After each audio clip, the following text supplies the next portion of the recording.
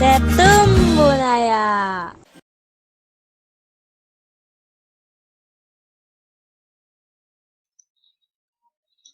Halo adik-adik, apa kabar hari ini? Semoga selalu sehat dan tetap semangat ya. Adik-adik, hari ini kakak akan membahas materi IPA mengenai perkembangbiakan hewan. Kalian suka lihat kan di pinggir jalan, ada kucing, burung, ayam, bahkan ada domba di depan sekolah Ketum Bunaya. Semua hewan itu tidak langsung besar seperti yang kita lihat di jalan.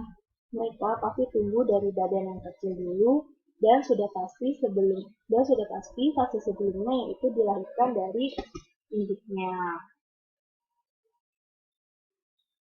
Fase tersebut dinamakan dengan berkembang biak. Jadi, berkembang biak adalah kemampuan makhluk hidup untuk menghasilkan individu baru yang sifatnya sama atau menyerupai induknya. Cara perkembangbiakan hewan sama seperti cara perkembangbiakan pada tumbuhan, dibagi menjadi dua, yaitu ada yang dengan cara vegetatif dan ada yang dengan cara generatif. Dengan cara vegetatif artinya perkembangbiakannya itu tidak melalui peristiwa perkawinan, karena mereka merupakan hewan tingkat rendah yang struktur tubuhnya tidak sempurna. Pada fase perkembangan generatif, cara perkembangbiakan itu melalui proses perkawinan atau bertemunya sel kelamin jantan dan sel kelamin betina, sehingga sering juga disebut sebagai perkembangbiakan seksual. Untuk perkembangbiakan secara vegetatif itu dibagi menjadi tiga, ada yang dengan cara tunas, membelah diri, dan juga fragmentasi. Dengan cara tunas, caranya adalah pertumbuhan calon anaknya itu berupa tunas yang menempel pada induknya. Sehingga pada saat dia cukup dewasa, baru tunasnya ini akan melepaskan diri dari induknya. Contohnya seperti pada hewan hidra. Hidra hanya bisa dilihat dengan menggunakan mikroskop. Dan hewan hidra ini bisa ditemukan di lingkungan air yang bersih. Hidra sering digunakan sebagai indikator lingkungan yang bersih. Jadi kalau di airnya pas diteliti ditemukan hidra, sudah pasti lingkungan tersebut bersih. Kemudian dengan cara membelah diri, yaitu cara perkembangbiakannya dengan cara membelah tubuhnya menjadi dua bagian. Diawali dengan pembelahan inti sel menjadi dua, lalu diikuti dengan pembelahan sitoplasma. Ini terjadi pada hewan amuba. Amuba juga hanya bisa ditemukan di air atau menjadi parasit di tubuh hewan atau manusia. Terus biasanya amuba ini ditemukannya di air-air yang tidak begitu bersih atau di selokan atau di danau atau rawa-rawa. Oke, cara perkembangbiakan vegetatif yang ketiga ada yang namanya fragmentasi. Nah, fragmentasi ini berkembang biak dengan cara memotong bagian tubuhnya, lalu bagian tubuh yang terpotong akan tumbuh kembali. Seperti pada cacing pipih. Cacing pipih ini juga banyak ditemukan di rawa-rawa dan parasit di tubuh hewan. Cara perkembangbiakan selanjutnya adalah secara generatif yang sering kita dengar. Itu ada vivipar dengan cara melahirkan, ovipar dengan cara bertelur, dan yang terakhir ovovivipar bertelur dan melahirkan. Pada cara perkembangbiakan vivipar atau melahirkan, embrio yang berkembang di dalam tubuh induknya atau dalam rahim induk, kemudian baru dilahirkan.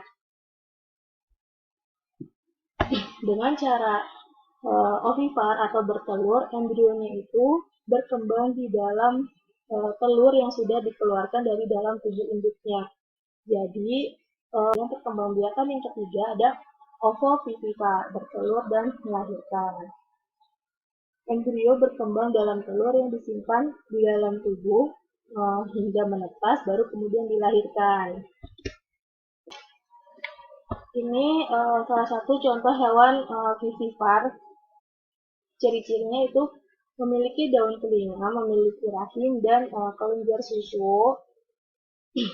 Kalau fungsinya rahim itu untuk mengandung dan kelenjar susu fungsinya itu untuk menyusui ketika si bayinya ini nanti lahir. Terus biasanya hewan vivipar itu tubuhnya ditutupi bulu atau rambut seperti pada hewan mamalia dan pada umumnya menyusui. Contohnya itu hewan mamalia seperti kucing, gajah, kambing, sapi, kelinci, kanguru, paus, dan lumba-lumba. Adik-adik boleh menyebutkan apalagi ya hewan vivipar yang adik-adik ketahui banyak di lingkungan rumah.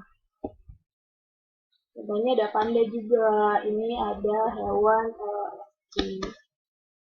Oke, kemudian selain yang ada di darat, ternyata ada juga loh mamalia laut, yaitu hewan air, tetapi cara perkembangbiakannya itu melahirkan. Contohnya ini ada paus orca dan ikan lumba-lumba. Jadi walaupun bentuknya ini seperti ikan dan hidup di air, tapi hewan mamalia laut ini cara perkembangbiakannya itu sama seperti hewan yang di darat, yaitu melahirkan dan bisa juga menyusui. Berikut kakak kasih ya contoh atau kejadian real nyata saat paus orca melahirkan. Oke, dilihat baik-baik. Ini saat paus orca melahirkan anaknya, jadi langsung keluar. Tidak seperti ikan pada umumnya yang bertelur, tapi kalau yang paus ini langsung melahirkan dan langsung ikut berenang bersama induknya. Dan bisa dilihat juga anak dari paus orca ini sangat mirip ya dengan induknya gitu, berwarna hitam dan putih. Oke, masuk ke ovipar, yaitu hewan yang bertelur. Ciri-cirinya sudah pasti mengerami telurnya. Jadi setiap hewan vivipar itu mengeluarkan telurnya itu harus dierami untuk menghasilkan individu baru. Dan kalau kalian lihat, hewan ovipar itu biasanya tidak memiliki daun telinga dan tidak memiliki rahim serta tidak memiliki kelenjar susu, karena mereka tidak mungkin menyusui anaknya. Gitu. Terus contohnya itu ada beberapa kelompok, ada dari kelompok unggas seperti burung, ayam, itik, angsa. Terus ada dari kelompok ikan, ada ikan mas, lele, nila. Kelompok reptil seperti ular, cicak, kadal, dan buaya. Kemudian dari kelompok amfibi ada katak.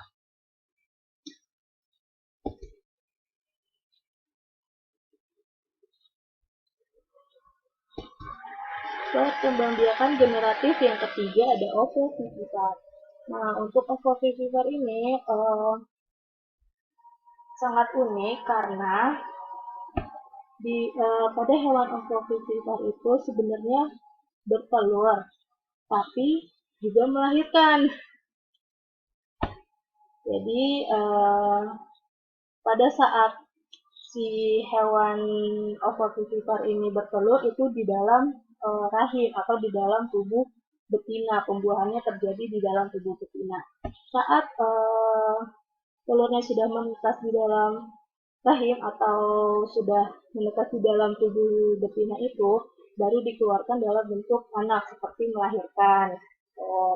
Jadi ciri-cirinya itu sebenarnya nggak ada ciri khusus seperti hewan vivipar tadi memiliki rambut atau bulu dan kelihatan kan dari luar punya daun telinga seperti itu.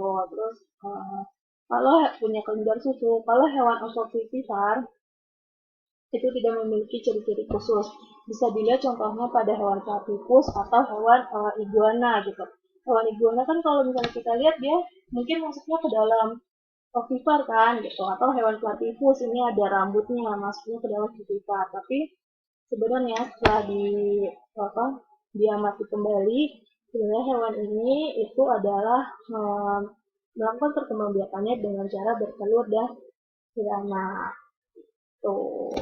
Setelah tadi kita belajar cara perkembangbiakannya sebenarnya sebelum mereka melahirkan atau menetaskan telur-telur, sebelumnya itu ada yang namanya pembuahannya gitu.